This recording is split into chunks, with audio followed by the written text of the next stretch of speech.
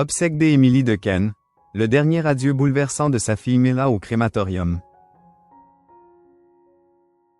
Ce 26 mars, les proches d'Émilie Dequesne étaient réunis au cimetière du Père-Lachaise pour faire leurs adieux à la comédienne belge, emportée par une forme rare de cancer le 16 mars, à l'âge de 43 ans.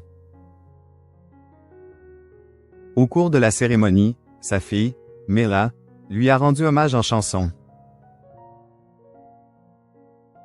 Une disparition dont le monde du cinéma ne se remet pas.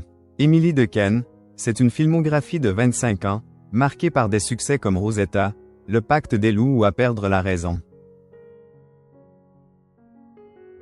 En 2021, elle reçoit le César de la meilleure actrice dans un second rôle pour Les choses qu'on dit, Les choses qu'on fait. En octobre 2023, Émilie Dequesne annonce être atteinte d'une forme très rare de cancer, le corticosurrénalome, qui touche 1 à 2 personnes sur 1 million par an.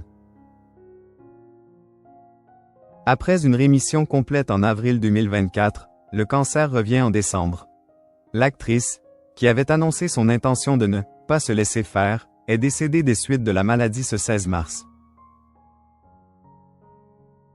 Obsèques d'Émilie Dequesne, les célébrités réunies en masse. Ce mercredi, de nombreux proches se sont rendus à ses obsèques, organisées au cimetière du Père-Lachaise.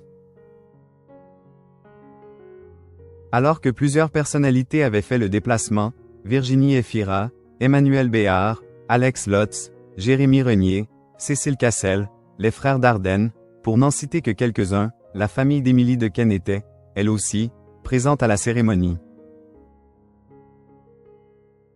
Obsèques d'Émilie Dequesne, le bel hommage de sa fille Mila.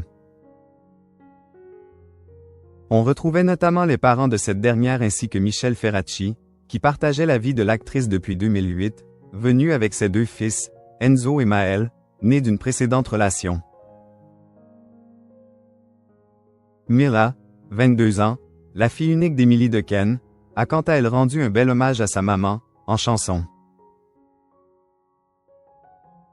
Au crématorium, la jeune femme a chanté a cappella le titre Bohemian Rhapsody de Queen, devant les nombreux invités.